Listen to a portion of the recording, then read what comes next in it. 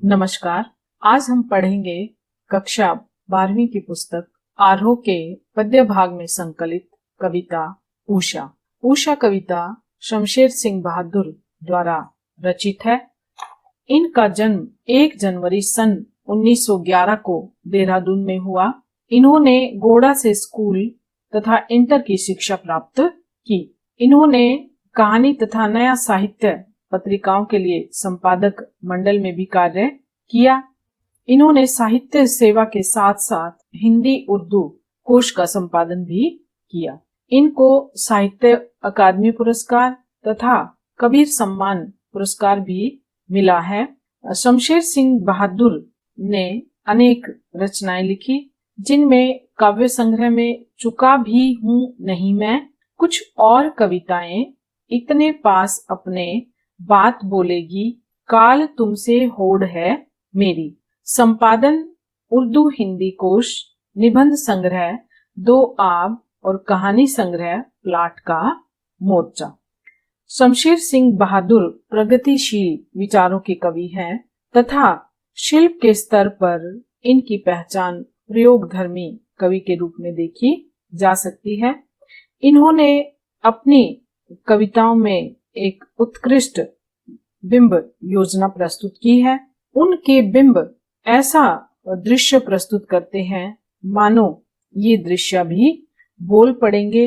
और उन्होंने पहले चित्र कला में भी अपनी रुचि दिखाई थी, उसके पश्चात धीरे धीरे ये लेखन कला में आ गए। लेकिन इनका जो लेखन है, इनकी जो कविताएं हैं, उनका जो शब्द चित्र है वो भी एक तरह से बोलता हुआ सा प्रतीत होता है। आज हम शमशेर बहादुर सिंह द्वारा रचित उनकी उषा कविता का अध्ययन करेंगे। उषा का अर्थ होता है भोर, प्रातः, सवेरा। और यहाँ पर कवि ने सूर्य उदय से पहले भोर के नभ के पल प्रतिपल बदलते हुए दृश्यों का बड़ा ही सुंदर चित्र प्रस्तुत किया है। इन्होंने उन दृश्यों को यानी प्रकृति की गति को शब्दों के द्वारा बांधने का प्रयास किया है। आइए पढ़ते हैं इनकी कविता उषा।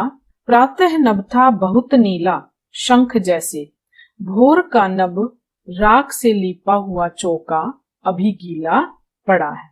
यहाँ पर प्रातः का अर्थ सुबह और नभ आकाश, भोर से हमारा अभिप्राय है सुबह, और चौका यानी चूल्हा, रसोई घर। तो यहाँ पर कवि प्रातःकालीन भोर के नभ का सुंदर दृश्य प्रस्तुत करते हुए कहते हैं कि प्रातः काल यानी भोर के नभ का जो दृश्य है वो बड़ा ही सुंदर है। सर्वप्रथम कवि देखता है कि आकाश बिल्कुल नीला है, एक शंख के समान आकाश का रंग दिखाई दे रहा है।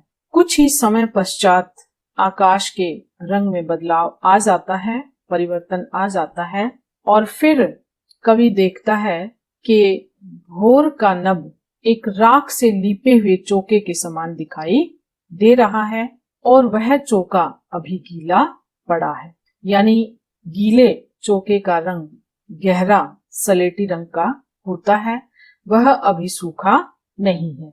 और अभी गीला पड़ा है से कवि संकेत दे रहा है कि प्रातःकालीन जो वातावरण होता है वो नमी युक्त होता है, नमी से भरा हुआ होता है। आगे बहुत काली सिल जरा से लाल केसर से की धुल गई हो, सलेट पर या लाल खड़िया चाक मल दी हो किसी ने।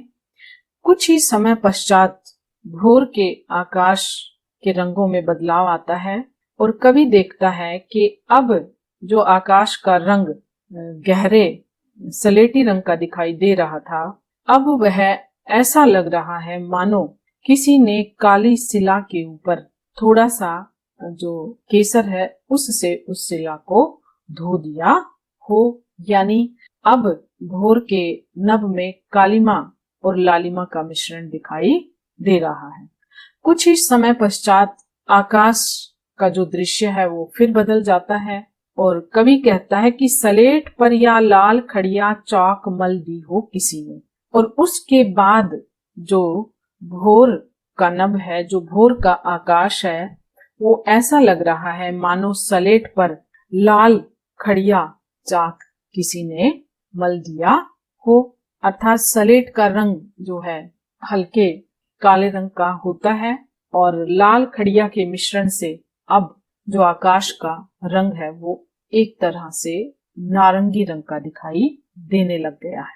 अब तीसरे छंद में कवि क्या देखते हैं कि जो आकाश है वो नीले तालाब के समान दिखाई दे रहा है, कि नील जल में या किसी की गौर झिलमिल देह जैसे हिल रही हो। अब आकाश एक नीले जल से भरे तालाब के समान लग रहा है और कवि उस समय कल्पना करता है मानो भोर के नभ में किसी गोर वर्ण स्त्री की देह झिलमिला रही हो। कुछ ही समय पश्चात कवि भोर के नभ में पल प्रतिपल बदलते हुए जो रंगों का जादू देख रहा था, अब चौथे छंद में कवि उस जादू को टूटते हुए देखता है और जादू टूटता है अब उषा का, अब सूर्योदय हो रहा है। आगे कवि कह रहा है कि अब वह जादू जिसने की अपनी ओर सबको बांध रखा था, देखने वालों की दृष्टि को जिन पल प्रतिपल बदलते वाले दृश्यों ने बांध दिया था, अब वह प्रातः काल का जादू टूट रहा है, क्योंकि अब सूर्य उदय होने लग गया है। सूर्य का उजास, सूर्य का उजाला अब आकाश में फैल गया है। सूर्य के उजास से जो पल प्रतिपल बदलते हुए रंग थे, अब वो आकाश से विलुप्त हो गए हैं। आइए अब कविता के काव्य सौंदर्य को देखते हैं। कवि ने इसमें तत्सम शब्दों का प्रयोग किया है, साथ ही साथ कुछ आम बोलचाल के शब्दों का प्रयोग भी देखने को मिलता है। दृश्य बिंब है, संपूर्ण कविता जो है दृश्य बिंब से भरी है, यानी भोर के नभ के आकाश का जो भी दृश्य कवि ने प्रस्तुत किया है वो एकदम आंखों के सामने साकार हो उठता है। उपमा, उत्प्रेक्षा और मानवीकरण अलंकारों का बड़ा ही सुंदर प्रयोग देखने को मिलता है। भाषा में लालित्य है, परंतु भाषा को बड़े ही सीधे और सरल ढंग से कवि ने प्रस्तुत किया है। मुक्तक छंद होने के बावजूद भी कविता में लयात्मकता का गुण विद्यमान है। पूरी कविता शांत रस से भरी है और यहाँ पर कवि इस कविता में संदेश देना चाहता है कि हमें प्रकृति से जुड़े रहना चाहिए। प्रकृति ही है जो प्रत्येक जीव के मन में हर्षोल्लास भर देती है, अपनी सुंदरता से सबको सम्मोहित करती है।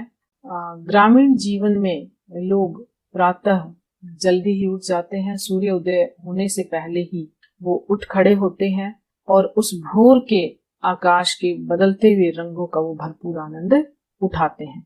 तो मुख्यतः कवि यहाँ पर उन शहरी लोगों को संकेत दे रहा है जो देर से उठते हैं कि उन्हें भी जो है प्रकृति से जुड़ना चाहिए और प्रकृति के सुंदर दृश्यों का आनंद उठाना चाहिए।